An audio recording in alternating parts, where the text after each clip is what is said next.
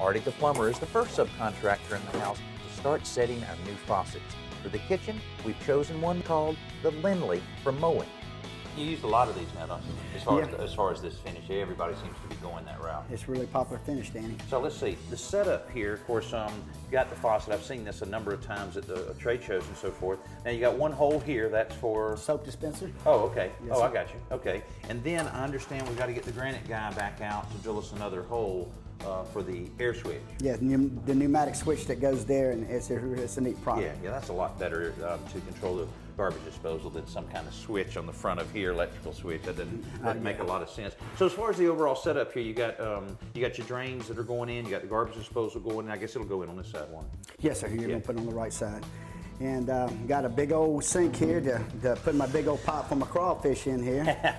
Well, now after everything gets finished, and whoever buys this house, they'll probably invite you over, for dinner, right? That doesn't usually happen.